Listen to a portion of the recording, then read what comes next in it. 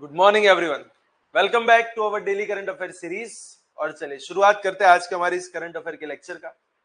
And a very happy new year to all of you.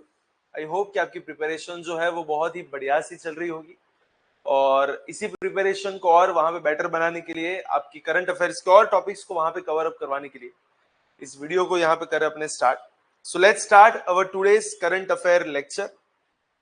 And चलिए देखते हैं कौन से टॉपिक्स के ऊपर अपने करेंगे बात। So the first topic of today's lecture that is about international purple fest 2025, जो अभी रिसेंटली वहां पे हुआ है। कहां पे हुआ है तो उसके रिगार्डिंग कुछ करेंगे बातें।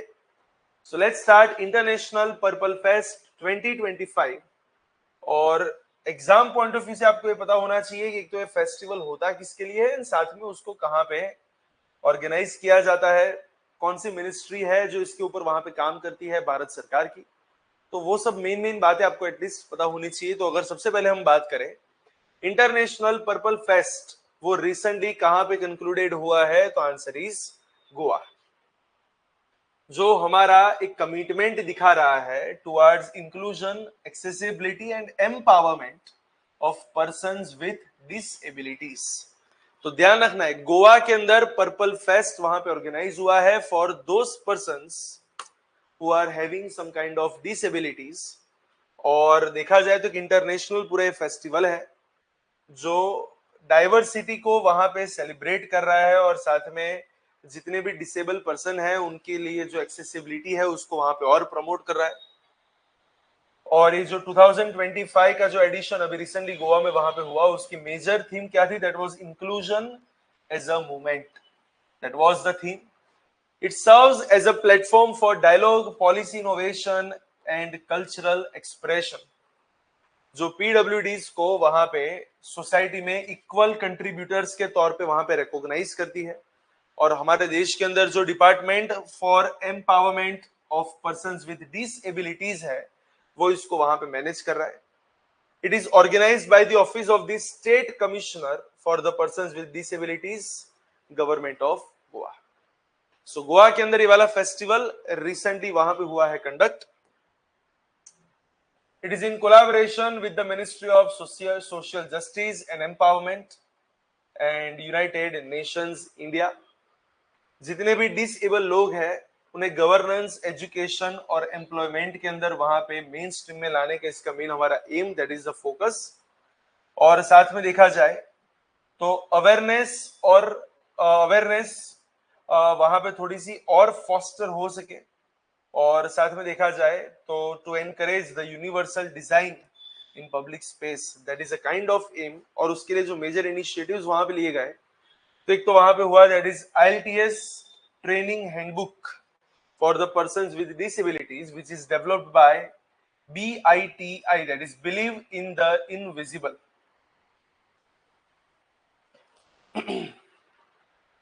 साथ में it is the first inclusive self study and teaching manual for IELTS aspirants with visual, hearing or locomotor disabilities. It includes ISL linked videos, grammar guidance, time management tips वगैरह वगैरह बातें।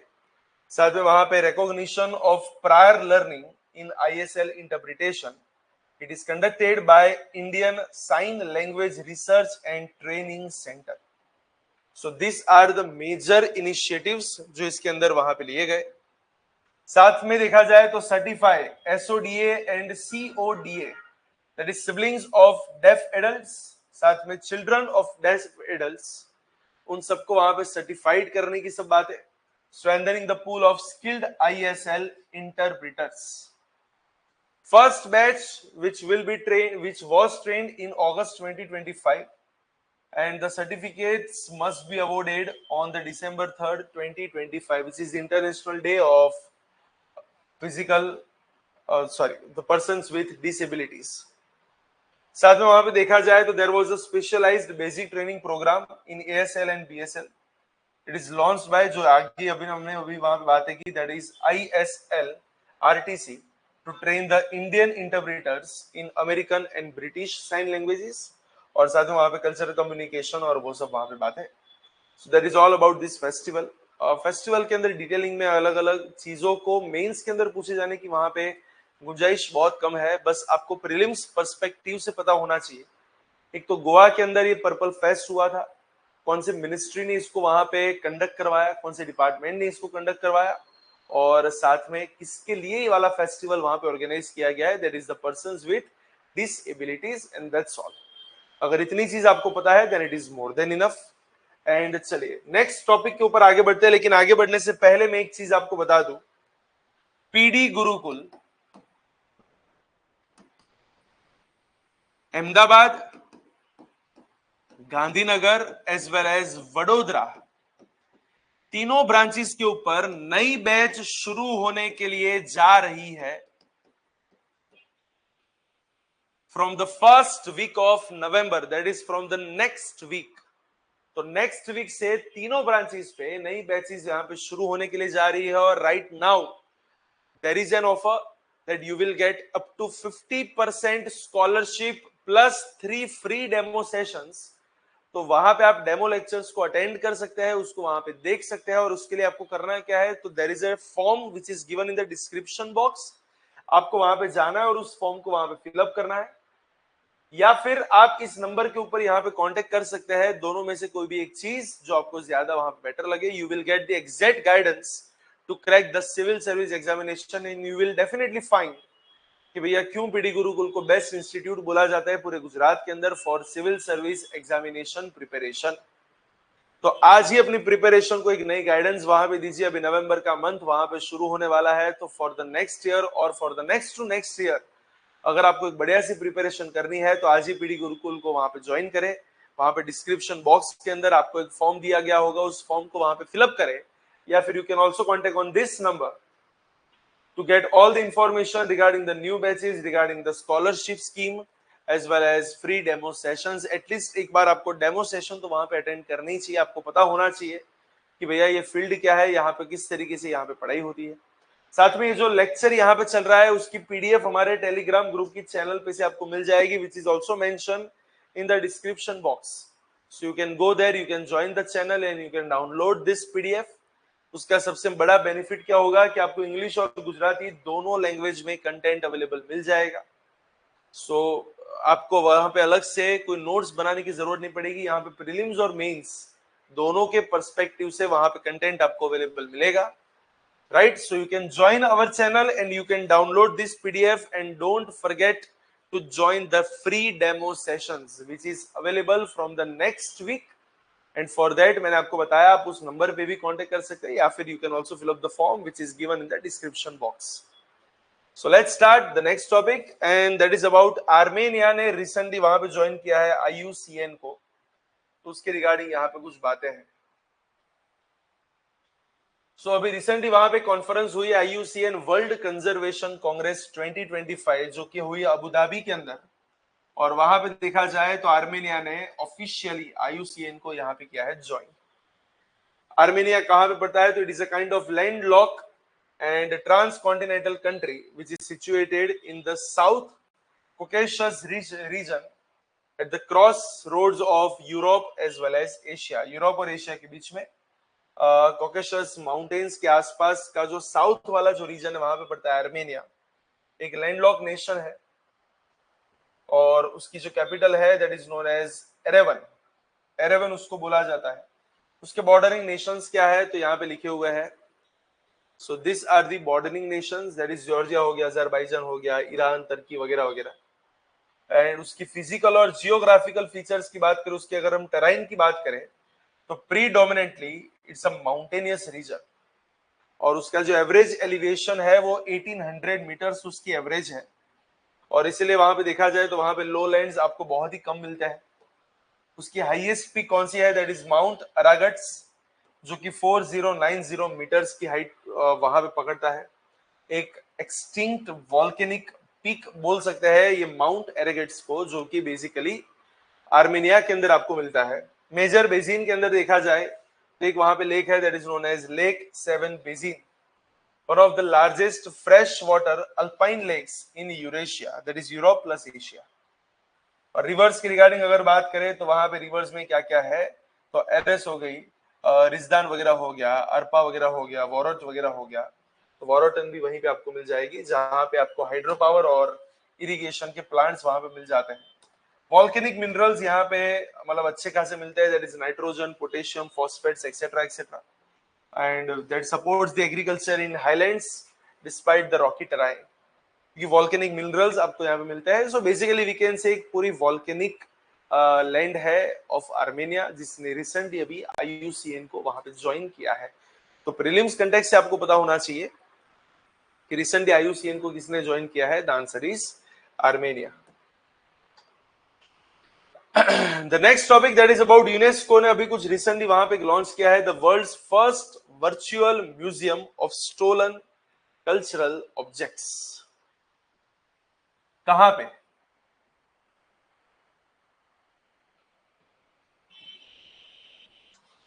तो मोंडिया कल्ट 2025 कॉन्फ्रेंस जो कि हुई recently Barcelona Spain के अंदर, वहां पे यूनेस्को ने एक नया वर्चुअल म्यूजियम वहां पे लॉन्च किया है, इसके regarding of stolen cultural objects.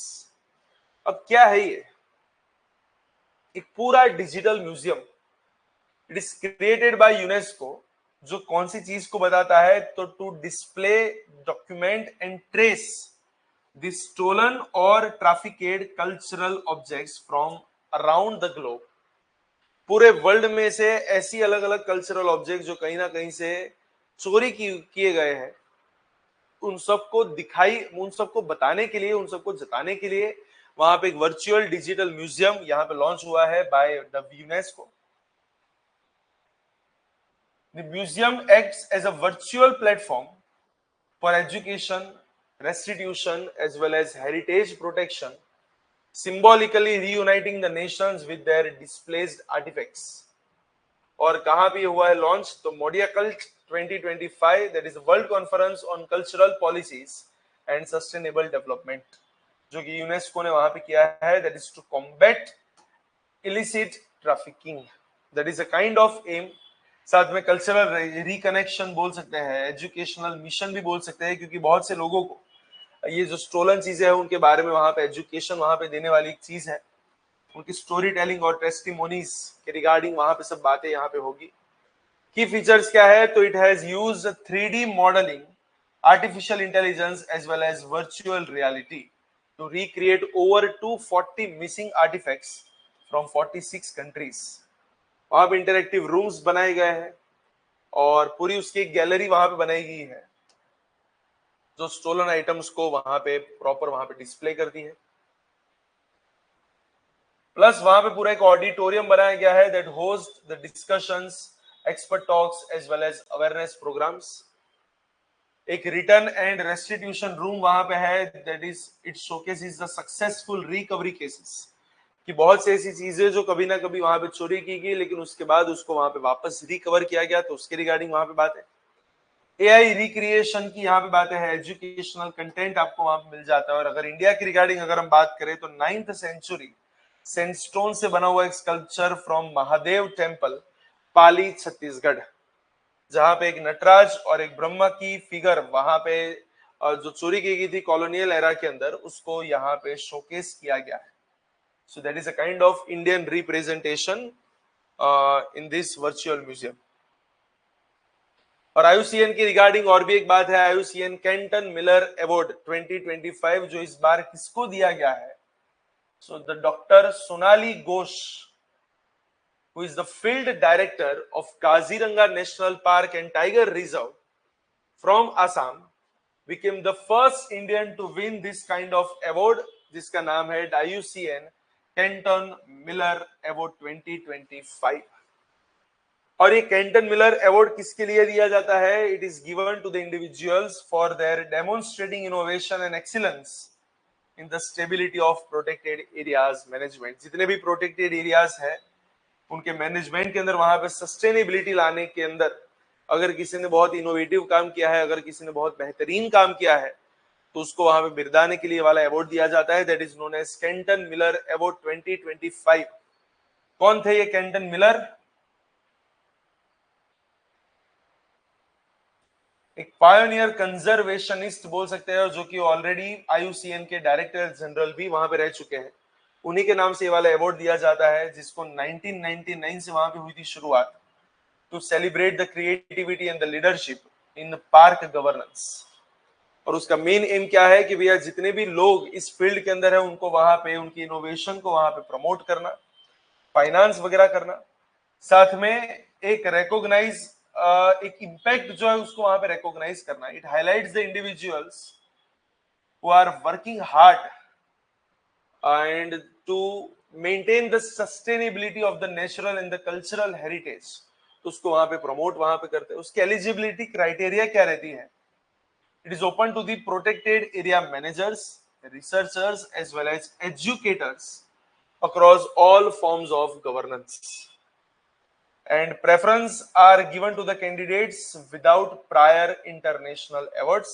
जिसको ऑलरेडी कोई ऐसा कोई इंटरनेशनल अवार्ड नहीं मिला है उसको वहां पे प्रायोरिटी दी जाती है ताकि उनको और ज्यादा वहां पे बूस्टअप किया जा सके। और साथ साथ वहां पे $5,000 भी वहां पे दिए जाते हैं, ग्लोबल सिटेशन वहां पे मिलता है, और IUCN वर्ल्ड कांग्रेस वहां पे उनको अटेंडेंस वगैरह भी वहां पे दिए जाती है। So that is all about this award, IUCN Kenton Miller award. और 2025 का अवार्ड किसको मिला हुआ है? तो सोनाली घोष, जो कि आसाम के अंदर वहां पे फील्ड डायरेक्टर है in Kaziranga national park and tiger reserve के अंदर। एंड उनको अवार्ड किस लिए दिया गया है? तो awarded for integrating the local communities into park stewardship. साथ में वहां पे इको फ्रेंडली टूरिज्म मॉडल्स वहां पे उन्होंने वहां पे डेवलप किए हैं, that ensures the livelihood security as well as the wild life protection. And anti poaching operation वहां पे और स्ट्रेंथन हुए हैं। साथ साथ देखा जाए तो हैबिटेट कनेक्टिविटी वहां पे और बेटर हुई है। तो इन सब के लिए उनको ये वाला अवार्ड दिया गया है, Sonali Ghosh, the winner of Kenton Miller award 2025। And the next topic, that is about mission for Atmanirbharta in pulses.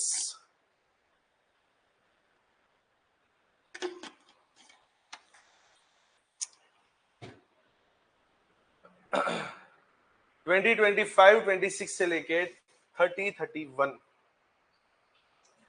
तो रिसेंटली वहां पे देखा जाए तो प्राइम मिनिस्टर ने इस नए मिशन को किया है launch, that is known as mission for आत्मनिर्भरता इन पल्सेस 2025-26 से लेके 2030-31। कहां पे? Indian agriculture research institute, new Delhi के अंदर। सो बेसिकली इसका मेन टारगेट क्या है कि भैया हमारी पल्सेस के अंदर एक तो सेल्फ सफिशिएंसी वहां पे होनी चाहिए, इतना प्रोडक्शन होना चाहिए जिससे हमारी इंपोर्ट डिपेंडेंसी हम बहुत ही वहां पे कम कर सके बाय दिसंबर 2027। उसका जो ऑफिशियल उसका दूसरा नाम है, दैट इज नोन एज दलहन आत्मनिर्भरता मिशन, जो कि प्रोडक्शन, प्रोक्यूरमेंट, प्रोसेसिंग और मार्केटिंग स्ट्रेटेजीज सबको वहां पे इंटीग्रेट करेगा, जिससे फार्मर्स की इनकम भी बढ़ेगी और साथ में न्यूट्रिशनल सिक्योरिटी भी लोगों को हासिल होगी। मिनिस्ट्री कौन सी होगी? तो जैसा नाम है वैसा ही काम है, that is ministry of agriculture. और इंप्लीमेंटिंग एजेंसी कौन सी है? That is ICAR, Indian council for of agricultural research. साथ में वहां पे कृषि विज्ञान केंद्र वगैरह हो गया, नाफेड हो गया, NCCF हो गया, नीति आयोग हो गया। तो कंबाइन एफर्ट बोल सकते हैं इन सबका, जिसका पीरियड रहेगा 25-26 से लेके 30-31, जो 11,440 करोड़ रुपए का एक कॉर्पस होगा।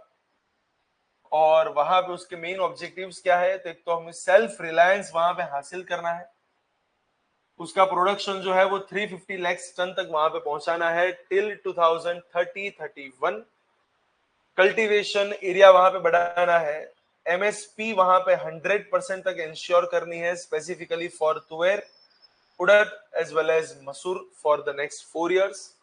सीड सपोर्ट वहां पे देना है 88 lakh free seed kits and 126 lakh quintals of certified seeds, जिससे फार्मर का भी वहां पे एम्पावरमेंट होगा। लगभग 2 करोड़ के आसपास फार्मर को वहां पे अश्योर्ड प्राइस वगैरह मिलेगी और वैल्यू चेन इंटीग्रेशन वहां पे होगा, ताकि उनका भी वहां पे थोड़ा सा एम्पावरमेंट हो सके।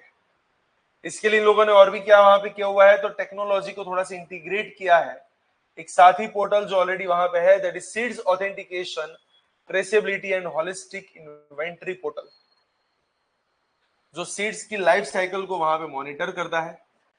साथ में development of high yielding pest resistant and climate resilient variants, value chain और प्रोसेसिंग यूनिट्स को वहां पे और बूस्टअप करने की बात है। Establishment of 1000 processing and packaging units with 25 lakh rupees subsidies for each unit.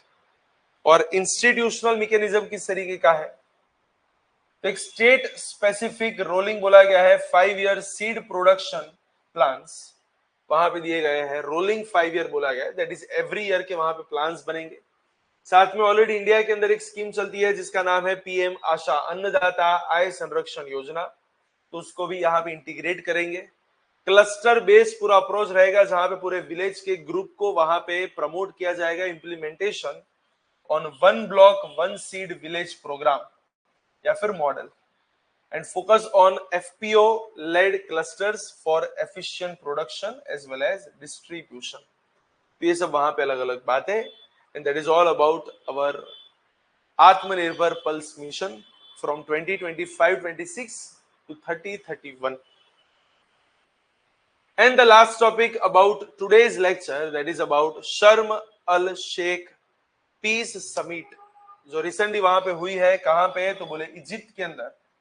तो ध्यान रखना है, शर्म अल शेख पीस समिट कहां पे हुई है, तो बोले इजिप्ट के अंदर। And our union minister Kirti Vardhan Singh represented India at Sharm el Sheikh Gaza peace summit held in Egypt.